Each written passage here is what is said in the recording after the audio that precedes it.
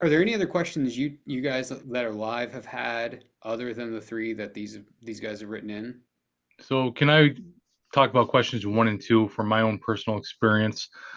Yeah. Obviously, I've been on my weight loss kick for quite some time now, and it feels like I've kind of stalled out on the weight loss. Hence the reason why part of the reason why I'm here.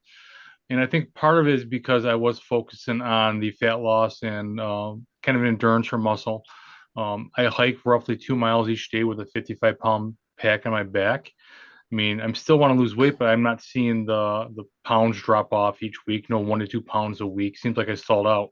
Should I be hiking 2 miles a day roughly with a pack on my back, or should I be more concentrating on something a little less that's not going to be not building muscle at this time or endurance?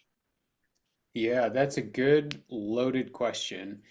It's loaded because if you stopped doing that, you would very likely see the scale move down. You would see weight go down, but it's also likely that a large majority of that's going to be muscle because you're no longer working that muscle. When you get on a scale, there's a lot going on into that number, right? And even increased volume with training is going to cause an inflammatory response in the muscle.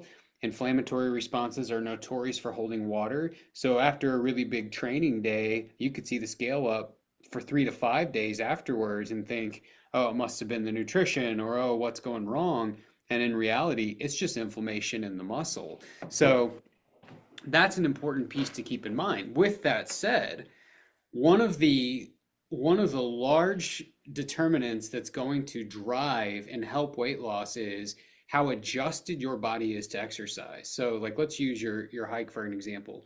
When you very first started that, let's say that it burned, I'm making this up, 600 calories. One of the beautiful parts about training is that you get more efficient in doing that exercise. It no longer costs you 600. After so many years of doing the same thing or similar things with no change in training, no change in volume, no change in anything, that what used to cost you 600 may now only cost you 800, if that. So you no longer get this large contribution to help you lose weight from exercise that you used to simply because your body is now adapted to it. So the shift there would not be stop hiking, stop exercising, shift the focus more towards weight loss. The shift would be in training, right? It would be we need to change the training program to elicit a response the way that it used to. And that's where training is undulating. It's always changing. And that's one of the biggest mistakes I see guys make with training is they're doing and have been doing the same thing for years.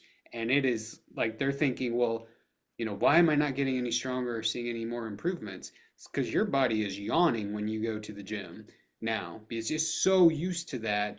There's no contribution towards weight loss because it's not really burning much, and there's no new stimulus to the muscle, so you're not really growing in your performance either. Well, that makes total sense. And what you're saying and how you're describing that, like I said, I do about 2 miles every day at lunchtime through the back behind my building, stuff like that. And when I get on a treadmill at home on an incline or and I hike out back up through the hills, there's a big difference in how I feel. So yeah, what you're saying is definitely correct on that. Yeah. Yeah, so the